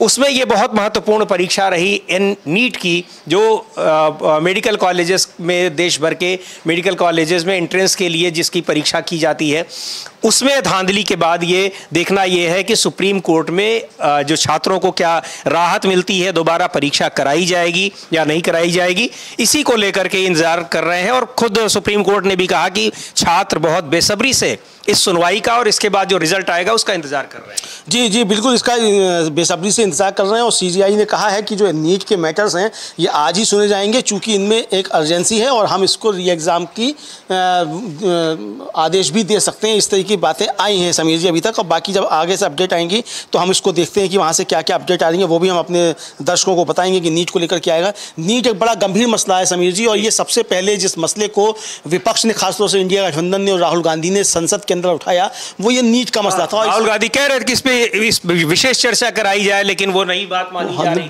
बात नहीं मानी गई। और दूसरा ये कि इस मामले में पहले तो जो था, जो केंद्रीय शिक्षा मंत्री धर्मेंद्र प्रधान, उन्होंने कह दिया कि कोई पेपर लीक नहीं हुआ है, किसी तरीके की कोई हीला हवाली नहीं हुई है और एकदम पाक साफ है। लेकिन जब विपक्ष इस पर हमलावर हुआ और जिस तरीके फिर बाद में चीज़ें आई, उसके बाद फिर ये मामला बढ़ा। और जब विपक्ष ने, इंडिया गठबंधन ने लोकसभा के अंदर मामले को उठाया इसको लेकर के, और काफ़ी मजबूती के साथ उठाया, उसके बाद फिर वो सीबीआई जांच के आदेश भी देने पड़े। उसमें अब ये भी कहा जाने लगा कि साहब कुछ सेंटर पे हुई। अब यही सवाल उठ रहा है, मतलब जो सवाल किए थे सुप्रीम कोर्ट ने वो भी किए थे कि भाई अगर कुछ छात्रों की दोबारा परीक्षाएं हुई जिनके पूरे नंबर, जिनको ग्रेस मार्क्स मिले हुए थे, और उनमें से आधे जो थे वो परीक्षा देने आए ही नहीं, री एग्जाम के लिए वो आए ही नहीं, यानी कुछ ना कुछ गड़बड़ था।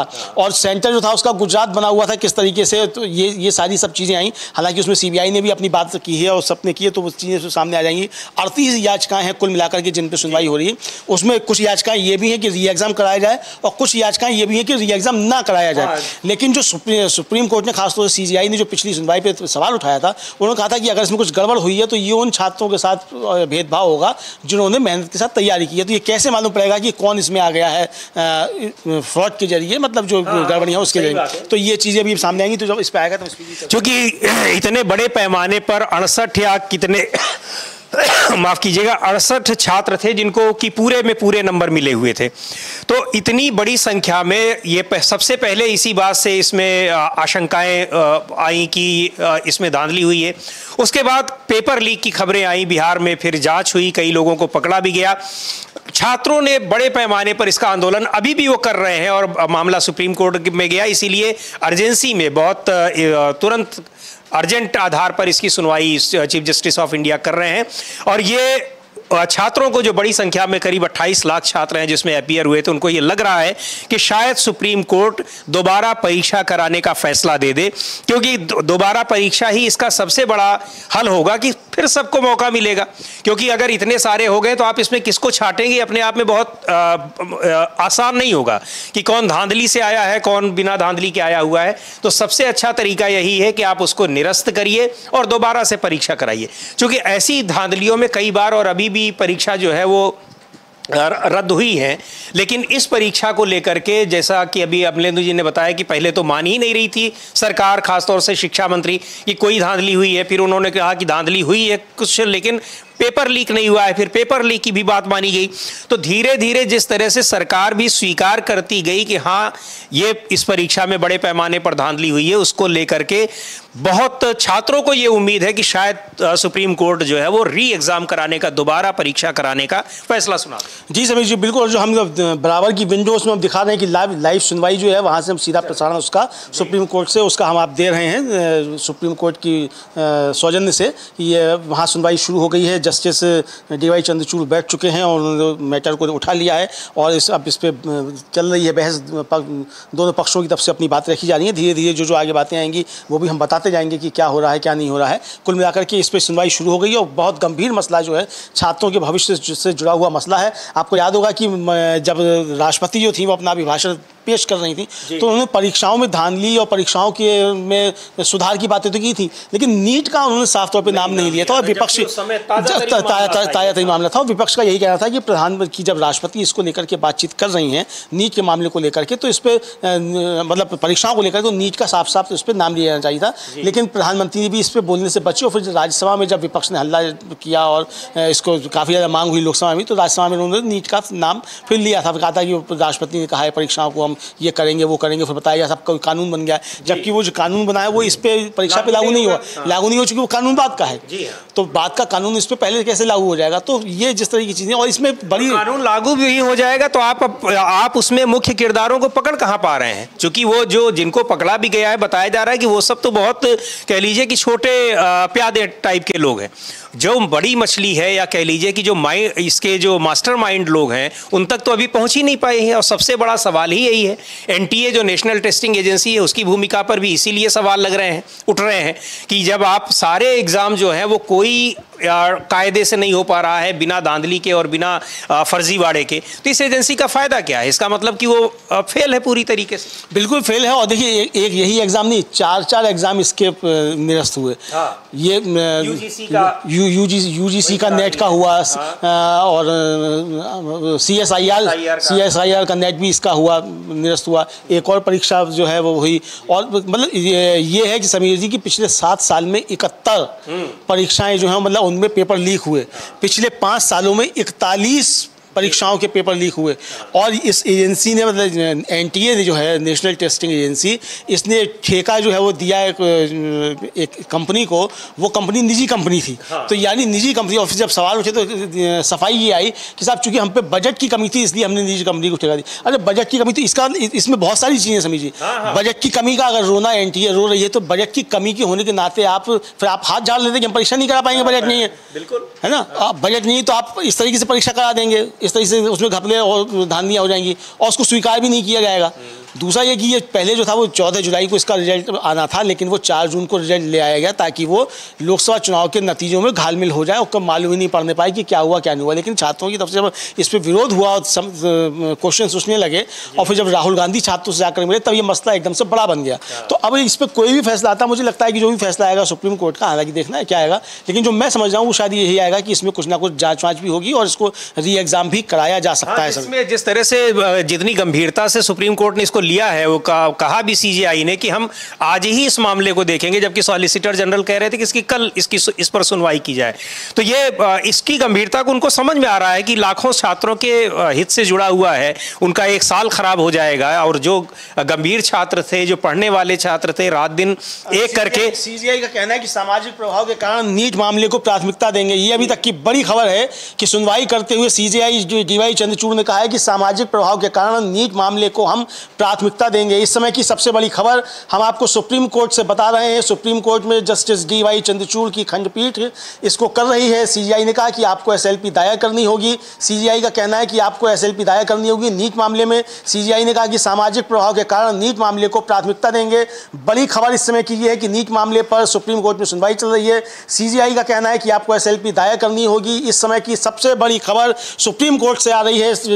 Justice D.Y.. चंद्रचूड़ की खंडपीठ कर रही है है। वकील ने कहा कि हाई कोर्ट ने मेरे खिलाफ फैसला सुनाया है। एक वकील ने कहा जस्ट उनसे, तो सीजीआई ने कहा कि सामाजिक प्रभाव के कारण नीट मामले को हम प्राथमिकता देंगे। इस समय की सबसे बड़ी खबर हम आपको बता रहे हैं, सुप्रीम कोर्ट से सीजीआई ने उन वकील से कहा कि आपको एसएलपी दायर करनी होगी। ये कहना है सीजीआई का उन वकील साहब से जिन्होंने बीच में हस्तक्षेप किया था। उन्होंने कहा था कि हाई कोर्ट ने मेरे खिलाफ फैसला सुनाया है। नीट के मामले को लेकर के सुनवाई चल रही है सुप्रीम कोर्ट में। जस्टिस डीवाई चंद्रचूड़ की खंडपीठ इसका सुनवाई कर रही है। सीजीआई ने कहा कि सामाजिक प्रभाव के कारण नीट मामले को हम प्राथमिकता देंगे। ये बड़ी महत्वपूर्ण बात है कि सामाजिक प्रभाव के कारण उसका नीट का जो कि लाखों लोगों से जुड़ा है, छात्र ये 16, 17 साल 18 साल की उम्र के होते हैं, छात्र जो 12th पास करके आए होते हैं, उनके दिमाग पर क्या असर पड़ेगा जो मतलब रात दिन एक करके पढ़ाई लिखाई कर रहे हैं। सॉलिसिटर जनरल का कहना था कि आशा है कि आपके आधिपत्य ने दूसरी स्थिति रिपोर्ट दी होगी, लेकिन सीजीआई सामाजिक प्रभाव की बात कह करके, और मेन वही है कि जो लाखों छात्रों के हितों से जुड़ा मामला है और उनकी मांग है कि ज्यादातर छात्रों की मांग है कि दोबारा परीक्षा कराई जाए। लेकिन इसके खिलाफ चूंकि 38 याचिकाएं इस नीट परीक्षा की में हुई धांधली को लेकर के, कथित धांधली को लेकर के दायर की गई हैं सुप्रीम कोर्ट में, उनमें कुछ याचिकाएं ऐसी भी हैं जो ये चाह रहे हैं कि ये परीक्षा दोबारा ना हो और इसमें इसकी जांच हो। असल में हुआ ये समझिए कि एक वकील साहब जो थे उन्होंने खड़े हुए तो और उन्होंने कहा कि जो कैंडिडेट्स थे उनकी ओएमआर शीट जो है वो बदल दी गई। तो इस पर सीजीआई ने कहा कि आप फिर हाई कोर्ट क्यों नहीं गए? तो काउंसिल ने कहा कि साहब हाई कोर्ट ने मेरे खिलाफ आदेश दिया है। इस पे सीजीआई ने कहा कि आपको इसमें एसएलपी दाखिल करनी होगी। इसी मामले की सुनवाई के दौरान हुआ है। जो एक वकील हस्तक्षेप कर रहे थे तो उनका ये कहना था कि इसमें ओएमआर शीट को लेकर के, ओएमआर शीट होती है जिस पर कि उत्तर जो है, प्रश्न के उत्तर उनको गोले से भरा जाता है, तो उसमें सही प्रश्न हटा करके गलत प्रश्न हटा करके सही कर दिए गए। बहुत सारी चीज़ें हैं और इसको लेकर के जो सुप्रीम कोर्ट की गंभीरता ये दिखा रही है। आज ही उस पर सुनवाई और फैसले का इंतज़ार कर रहे हैं छात्र, लाखों छात्र, और उनकी निगाहें इसी पर हैं कि सुप्रीम कोर्ट शायद री एग्ज़ाम कराने का, दोबारा परीक्षा कराने का फैसला दे। और कुछ अपडेट हो तो इसमें बताएं, चूँकि वो लगातार ये आ रहा है, आप स्क्रीन पर हमारे देख भी रहे हैं। उन्हीं वकील की बात हो रही है जिसकी अभी अमलेंदु जी चर्चा कर रहे थे कि वो हाई कोर्ट गए थे लेकिन हाई कोर्ट ने उनको वहाँ पे नहीं किया। तो इसके जी, इसमें जो सीनियर एडवोकेट हैं नरेंद्र हुड्डा, उन्होंने जो है सबमिशन अपने दाखिल किया और उन्होंने जो है वो Vanshika Yadav and others versus union, इसको लेकर के उन्होंने अपने सबमिशन किया। तो सीजीआई ने कहा कि हम जो है आज इन्वेस्टिगेशन इस पर ऑन है और अगर सीबीआई ने कुछ इस पर किया है तो ये जो है इन्वेस्टिगेशन पर प्रभाव डालेगा, इसलिए लोगों को बहुत समझदारी के साथ आना चाहिए। इस पर सीजीआई ने कहा कि रिजेक्शन जो है वो इस समय पॉसिबल नहीं है।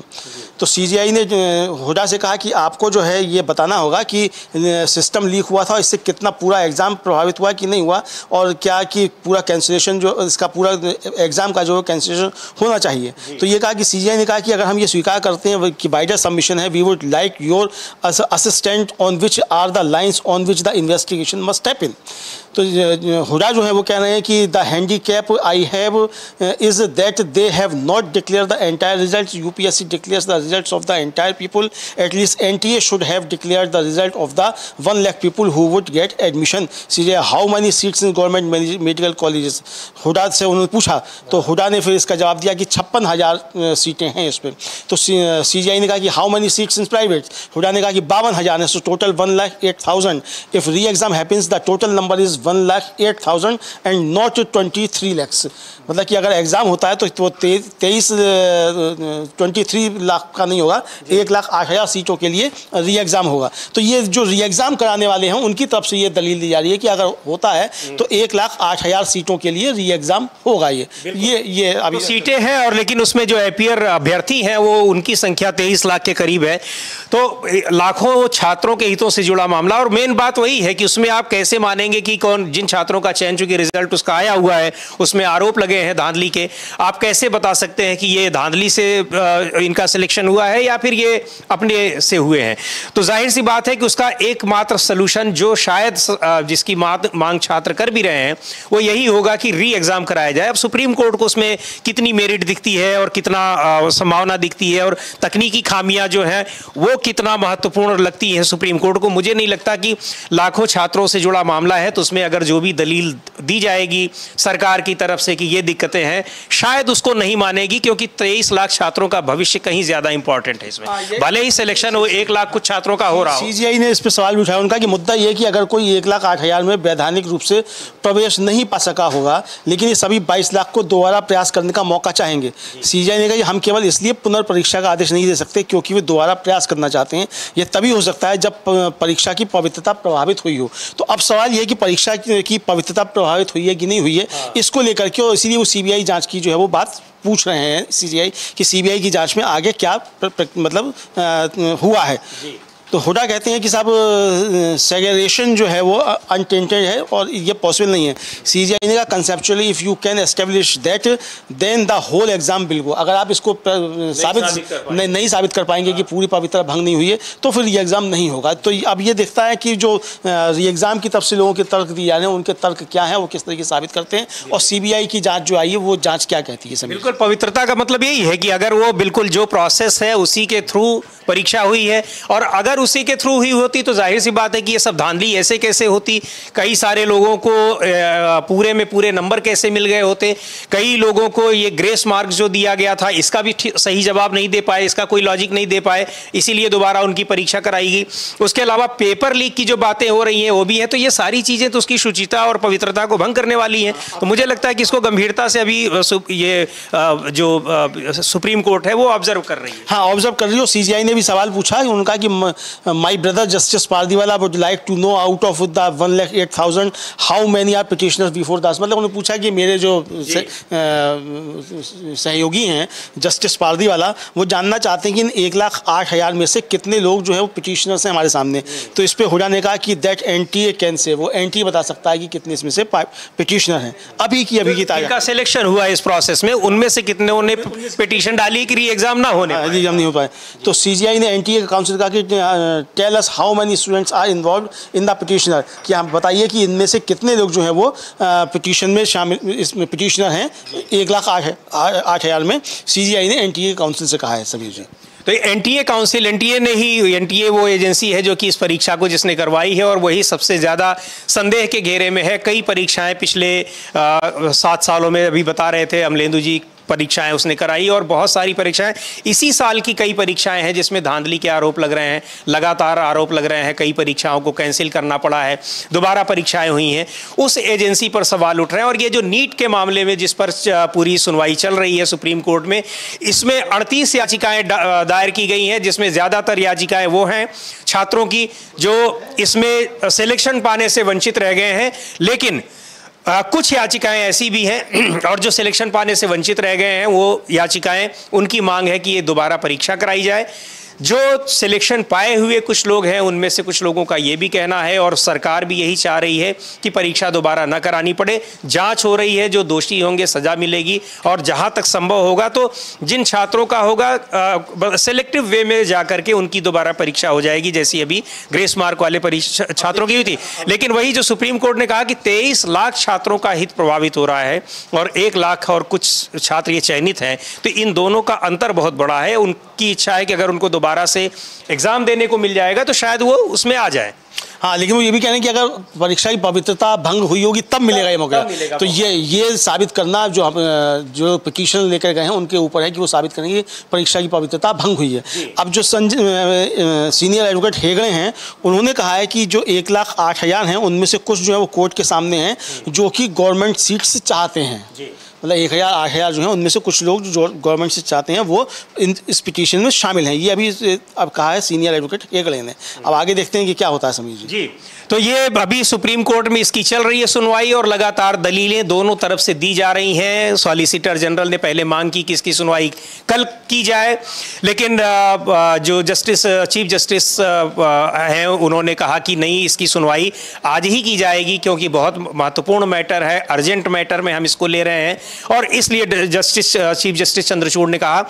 और अब सुनवाई उसकी शुरू हो चुकी है, और छात्रों की जो मांग है, जैसा अभी हमने आपको बताया, कि वो ये है कि इसकी परीक्षा फिर से कराई जाए। लेकिन अब चीफ जस्टिस का कहना है, सुप्रीम कोर्ट का कहना है कि अगर वास्तव में परीक्षा की पवित्रता भंग हुई हो तब तो री एग्ज़ाम कराया जाएगा, नहीं तो री एग्ज़ाम कराने की ज़रूरत नहीं है। लेकिन इतना बड़ा जो बवाल हुआ है ये पूरी धांधली की जो शिकायतें आई हैं, जगह जगह से शिकायतें आई हैं, उनमें जाहिर तौर पर अगर परीक्षा की पवित्रता भंग नहीं हुई होती तो ये सारी स्थितियां आती कैसे।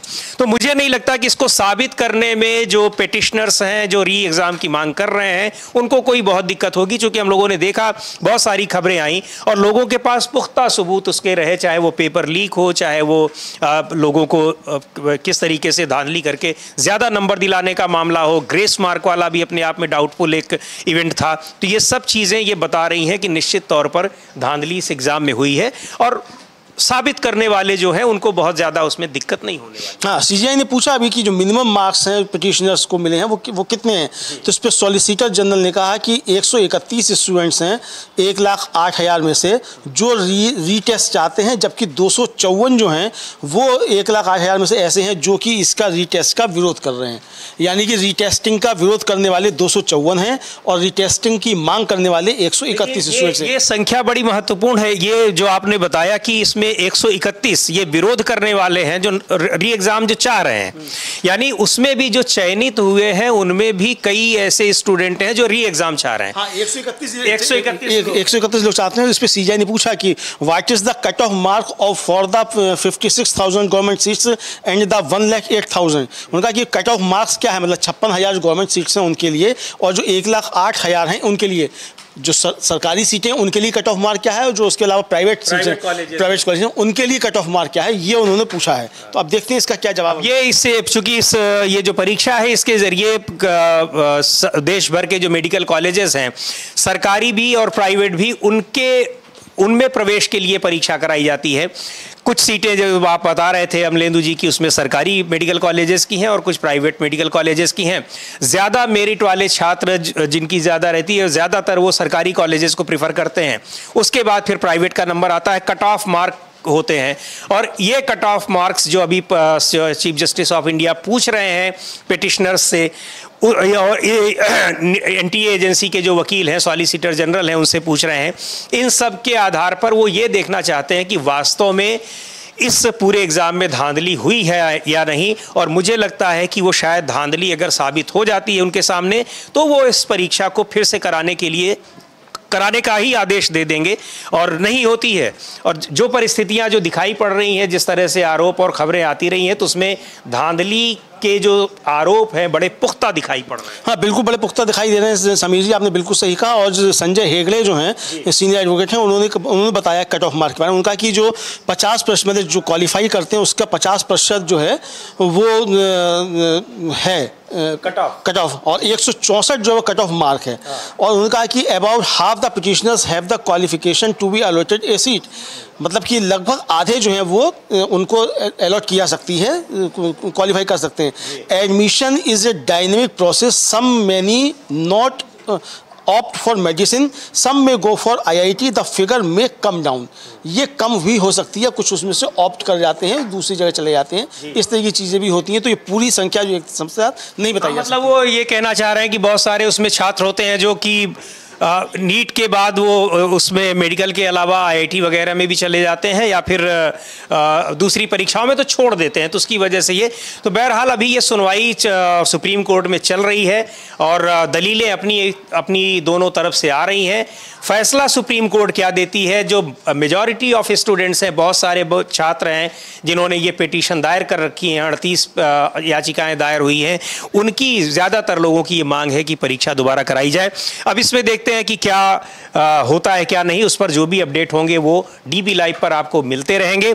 एक बार हम लोग अगर फिर से उस महाराष्ट्र पर अगर चलते हैं और शरद पवार का बयान आया हुआ है और वो कह रहे हैं कि अजीत पवार को, शरद पवार की पार्टी का, कि वो अजीत पवार को अब अपने से दूर करना चाहती है क्योंकि उसका कोई फायदा नहीं हुआ और आने वाले दिनों में भी कोई फायदा दिखाई नहीं पड़ रहा है कि महाराष्ट्र में चुनाव में होगा। तो जिसको कहते हैं नहीं है कि दूध की मक्खी की तरह से निकालना। तो उस स्थिति में अब भारतीय जनता पार्टी है कि अजीत पवार को उसी तरह से अपने गठबंधन से बाहर करने की कोशिश कर रही है। बिल्कुल समीर जी, और देखिए ये स्थिति जो है ना, ये एक तरीके से एक संकेत भी है उन लोगों के लिए जो भारतीय जनता पार्टी के साथ चले जाते हैं। तो उनको एक संकेत है साफ तौर पे कि आप अगर विश्वासघात करके जाते हैं अपने पार्टी के साथ, जिसने आपको बढ़ाया उसके साथ, तो भारतीय जनता पार्टी के लिए आप यूज एंड थ्रो हैं। जब तक आपका इस्तेमाल है तब तक भारतीय जनता पार्टी आपका इस्तेमाल करेगी, उसके बाद आपकी उपयुक्ता खत्म, आपको निकाल के बाहर फेंक दिया जाएगा। अजीत पवार अगर शरद पवार के साथ रहते तो कम से कम एक बड़े नेता उस क्षेत्र के बने रहते, और हो सकता है कि जो थे ही, और शरद पवार के बाद लीगेसी वो आपको ही मिलती। दूसरे बच्चे जो आगे बढ़ाए जा रहे हैं, चाहे वो रोहित पवार हो या यशवंत पवार हैं, क्या वो बढ़ाए जा रहे हैं, उन लोगों को बाद में नंबर आता। लेकिन अब आप चूंकि ऐसा कर चुके तो अब आपको लौट के आ भी जाएंगे, तब भी आप वहाँ उस लीगेसी को नहीं कर पाएंगे, मिलेगा। और लीगेसी तो मिलने से रही, बिल्कुल मिलने से रही। तो ये आपके साथ हो जाएगा। और देखिए, ये भारतीय जनता पार्टी ने सब जगह करने की कोशिश की। शिवपाल सिंह यादव के ऊपर भी खूब जोड़े जाएगा, लेकिन शिवपाल समझदार थे, चूंकि वो मुलायम सिंह के साथ रहे हैं और पूरी उनकी राजनीति उन्होंने संभाली, तो वो समझ गए थे कि दांव क्या है। तो उन्होंने अपने अखिलेश यादव के साथ मतभेद तो रखे, लेकिन भाजपा के जाल में उस तरीके से नहीं फंसे जिस तरीके से और लोग फंस गए। तो आज भी जो है वो, जब विधानसभा के अंदर जब अखिलेश यादव नेता विपक्ष थे और जब खूब होती थी वाकपटुता इधर उधर से, तो योगी आदित्यनाथ शिवपाल को लेकर के बड़े तंज कसते थे, और अखिलेश भी उधर से पलट के जवाब देते थे और शिवपाल भी पलट के जवाब देते थे। तो ये सब हुआ। तो ये वहाँ जब समझदारी जहाँ रही वहाँ चीज़ें नहीं हो पाई, लेकिन जहाँ समझदारी नहीं रही वहाँ इस तरीके की चीज़ें करने में भारतीय जनता पार्टी कामयाब हो गई। पशुपतिनाथ पारस के साथ भी यही हुआ समीर जी, उनको भी दूध की मक्खी की तरह से निकाल के फेंक दिया गया। वो तो लोकसभा चुनाव से पहले ही निकाल के फेंक दिया। यानी कि जिसके साथ 5 सांसद थे, आपने जिसको मंत्री बनाया था, जिसको आपने पार्टी दिलवा दी थी, चिराग पासवान को आपने निकाल के बाहर फेंक दिया था। आपको लगा कि लोकसभा चुनाव में आप जाएंगे तो पशुपति पारस जो है वो आपके काम के नहीं है, चिराग पासवान काम के, तो आपने चिराग पासवान को पकड़ लिया और पशुपति पारस को आपने निकाल के बाहर कर दिया। जब आपको लगता था कि पशुपति पारस काम के हैं, चिराग पासवान काम के नहीं है, तो आपने चिराग पासवान को निकाल के बाहर कर दिया। नीतीश कुमार के खिलाफ जब लाठी भंजवानी थी तो आपने चिराग पासवान से भंजवाई। तो ये सब किया। इसी तरीके से नीतीश कुमार के साथ किया कि भाई आरसीपी सिंह को उठा के आपने केंद्र में मंत्री बना दिया है, और बिना उनसे पूछे हुए। वहाँ भी आप एकनाथ शिंदे तैयार करना चाहते थे, और नीतीश कुमार का आरोप ही ये था कि हमारी पार्टी को तोड़ने की कोशिश हो रही थी। हरिवंश को आपने उठा के जब वहाँ बनाया राज्यसभा, तो हरिवंश को अलग गए जब वो नीतीश कुमार, हरिवंश वहीं के वहीं रह गए, उन्होंने आपके सारे बिल पास करवाए। तो लेकिन अब हरिवंश भी कितने समय तक आपके साथ रहेंगे, जब उनका समय पूरा होगा तो क्या होगा। तो ये बहुत सारी चीज़ें हैं समीर जी। लेकिन से जो खबरें आ रही हैं वो खबरें ये बता रही हैं कि वहाँ काफ़ी चीज़ें आगे बढ़ चुकी हैं, और चूंकि विधानसभा चुनाव नज़दीक है तो भारतीय जनता पार्टी की अंदरूनी राजनीति उसमें भी काफ़ी चीज़ें हो रही हैं, और एनसीपी में तो खासतौर से बहुत ज़्यादा हो रहा है। शरद पवार इसमें फ्रंट फुट पर खेल रहे हैं और ज़बरदस्त तरीके से वो बैटिंग कर रहे हैं। और ये भी कहा जाता है कि जैसे कि ये जो कुछ भी हुआ था कि शरद पवार दोबारा से गए और मिल गए, तो अजीत पवार बीजेपी से एक बार सुबह सुबह वाली सरकार बनाई चुके थे, ब्रह्म मुहूर्त वाली, लेकिन फिर सरकार से बाहर हुए और फिर से गए। ये भी इसके पीछे एक थ्योरी है कि ये सारी चीज़ें क्या शरद पवार के हिसाब से ही चल रही थी क्या? क्योंकि शरद पवार ने बहुत साफ तौर पर कह दिया है, जैसे उद्धव ठाकरे ने कहा कि जो लोग निकल करके हमसे अलग होकर के गए हैं बीजेपी के साथ एनडीए में, उनके लिए हमारे दरवाजे बंद हैं। लेकिन शरद पवार का कहना है कि हमारे दरवाजे अभी भी खुले हैं, जो लोग भी गए अगर वो आना चाहते हैं तो आ जाएं। तो क्या लग रहा है कि ये शरद पवार का ही एक कह लीजिए कि गेम का एक पार्ट था क्या? नहीं, इस तरह की कॉन्स्पिरेसी थ्योरी चलाई गई, और उसमें असल में इन कॉन्स्पिरेसी थ्योरी के पीछे समीर जी शरद पवार का जिस तरीके की वो शूट पॉलिटिक्स करते हैं, उसका भी थोड़ा योगदान है। ऐसा नहीं है कि ऐसा नहीं है, लेकिन इस समय तो वाकई शरद पवार जो थे वो शौक थे, उनके साथ खेल हो गया। और इससे पहले भी जब हुआ था तो उन्होंने कहा था कि भाई मैंने मतलब बुढ़ापे में शरद पवार ने, और बरसात में वो किस तरीके से उन्होंने किया था प्रचार, वो सब वायरल हुआ था। और जब सुबह 5 बजे मुख्यमंत्री बन गए थे अजीत पवार, तब भी उन्होंने कहा था कि ये सब मेरे को छोड़ दो, मैंने अपने जीवन में इस तरह की बहुत सी चीज़ें देखी हूँ, मैं इसको संभाल लूँगा। संभाल भी लिया था उन्होंने। लेकिन इस बार जो है अजीत पवार काफ़ी तैयारी करके गए थे, तो इस बार शरद पवार झटका खा गए। और फिर शरद पवार जिस तरीके से मैदान में उतरे तो लोगों को भी लगा कि शरद पवार के साथ गलत हुआ है, और इसका खमियाजा समीर जी मुझे लगता है कि उद्धव ठाकरे के साथ जो किया बीजेपी ने, उससे ज़्यादा जो शरद पवार के साथ किया, इसका नुकसान बहुत ज़्यादा हुआ। चूँकि उद्धव ठाकरे तो चलिए अभी भी उनके पास एक लंबा कैरियर है, और उनका बेटा है वो भी आगे जाके संभालेगा, तो वो निपट लेंगे अपने विश्वासघातियों से। लेकिन शरद पवार जिस उम्र पे खड़े हुए हैं, और उस उम्र के मतलब इतना लंबा लंबा पॉलिटिकल कैरियर करने के बाद और देश का इतना सम्मानित नेता, उसके साथ अगर भारतीय जनता पार्टी इस तरीके की बातें करेगी और इस तरीके का बर्ताव करेगी तो उसका संदेश गलत जाएगा, और ये संदेश बहुत ज़्यादा गलत गया। तो ये अजीत पवार को साथ लेने की जो बातें कर रही है ना भारतीय जनता पार्टी, ये नहीं कर रही कि अजीत पवार के आने से नुकसान हो गया। ये है कि आपने शरद पवार की पीठ में जिस तरीके से काम किया उनके पीठ पीछे, और शरद पवार के साथ जो भारतीय जनता पार्टी का बर्ताव रहा, उसका खमियाजा मिला है। बिल्कुल, उसका खमियाजा। महत्वपूर्ण बात यह है कि इन सारी चीजों को करने के बाद भी चेहरे पर इतना आत्मविश्वास था, कॉन्फिडेंस था कि हम 40 से ज्यादा सीटें महाराष्ट्र में जीत रहे हैं। कई बार ये बयान बीजेपी के नेताओं के आए, पार्टी के नेताओं के आए, बड़े नेताओं के। उत्तर प्रदेश में हम 70 से ज्यादा, 72 से ज्यादा सीटें जीत रहे हैं। ये सारे आत्मविश्वास जिसको अब योगी आदित्यनाथ सीधे तौर पर अब उछाल रहे हैं कि ये यही अति आत्मविश्वास था जिसने जनता के मूड को नहीं देखा, उसके मूड को नहीं भांपा। अपने हिसाब से आप सीट भी तय कर दे रहे हैं, अपने आप से मुद्दे भी तय कर दे रहे हैं, और अपने आप से आप जीत की भी घोषणा कर दे रहे हैं। तो ये आत्मविश्वास आपको खा गया, और महाराष्ट्र और उत्तर प्रदेश में ही सबसे ज्यादा मुंह की खानी पड़ी भारतीय जनता पार्टी को। और अब आप उसकी जिम्मेदारी नहीं ले रहे हैं, उस पर थोप रहे हैं जो उस परिदृश्य में था ही नहीं। योगी आदित्यनाथ को कहा यह जा रहा था कि कई सारे ऐसे टिकट्स थे चुनाव के दौरान जो बिना उनकी सहमति के बांटे गए, और कई टिकटों पर तो उन्होंने खुल करके कहा कि इनको नहीं मिलना चाहिए, ये हार जाएंगे, ऐसी बातें कही जा रही हैं, लेकिन फिर भी उनको टिकट दिया गया। तो जाहिर सी बात है कि वो इसमें एक फ्रंट फुट पर तो है ही, बैक फुट पर तो केंद्रीय नेतृत्व ही है। नहीं, निश्चित तौर पर बैक फुट पर केंद्रीय नेतृत्व है। और समीर जी देखिए, योगी आदित्यनाथ के हाथ में था क्या चुनाव में? बस ये सिर्फ कि वो जाकर के चुनाव प्रचार करने के अलावा क्या था योगी आदित्यनाथ के। और जो कल जो रिपोर्ट सौंपी गई है, उस रिपोर्ट की जो बातें छन छन के बाहर आ रही हैं, उन रिपोर्ट्स में भी ये कहा गया है कि टिकट बंटवारे में गड़बड़ी हुई। तो टिकट बांटे किसने थे अगर गड़बड़ी हुई? तो टिकट तो बांटे थे अमित शाह ने और नरेंद्र मोदी ने, किसी और ने टिकट बांटे नहीं थे। यहाँ तक कि जेपी नड्डा ने भी टिकट नहीं बांटे थे। हाँ। तो जिसने टिकट बांटे थे तो दोस्त तो उसका है ना। अगर आपकी रिपोर्ट भी ये कह रही है कि साहब टिकट को गलतियाँ हुई या टिकटों के बंटवारे में गड़बड़ियाँ हुई, चाहे उससे गड़बड़ी कह लीजिए गलती कह लीजिए, दोनों एक ही बात है। उसको आप केंद्रीय नेतृत्व को बचाना चाहेंगे तो गलती कहेंगे, और अगर नहीं बचाना नहीं चाहेंगे तो गड़बड़ी है। तो वहाँ गलतियाँ इस्तेमाल किया जा रहा है। तो गड़बड़ी या गलती जो भी हुई तो वो की किसने? योगी आदित्यनाथ ने नहीं की। तो जैसा आपने कहा कि योगी आदित्यनाथ तो कई उनके ऊपर लगा रहे थे कि भाई ये टिकट बदले जाने चाहिए, और जहाँ बदले गए वहाँ नहीं बदले जाने चाहिए, इस तरह की बातें योगी आदित्यनाथ कह रहे थे। इस तरह की चीज़ें उस समय भी आई थी खबरों में, और ये सिर्फ सामने भी आया था उस तरीके से। और ये 80 सीटें जीतेंगे हम यूपी में, ये कौन कह रहा था? ये तो अमित शाह कह रहे थे, या केशव प्रसाद मौर्य कह रहे थे, जो आज मुख्यमंत्री बनने के लिए बहुत फड़फड़ा रहे हैं, लालायित हैं। उनको लग रहा है कि अगर 2027 तक मुख्यमंत्री नहीं बने तो ये सपना अधूरा रह जाएगा, क्योंकि 27 में जा रहे हैं। आपकी पार्टी विधायक कह रहे हैं ना, मैं थोड़ी कह रहा हूं इस बात को। भाई रमेश मिश्रा भाजपा के ही विधायक हैं, वो कह रहे हैं 27 में हम जा रहे हैं। तो 27 में हम जा रहे हैं तो 27 से पहले मुख्यमंत्री बन जाए केशव प्रसाद मौर्य। उनकी छटपटाहट ये है कि वरना उप मुख्यमंत्री का ही टैग लगा रह जाएगा और काम खराब हो जाएगा।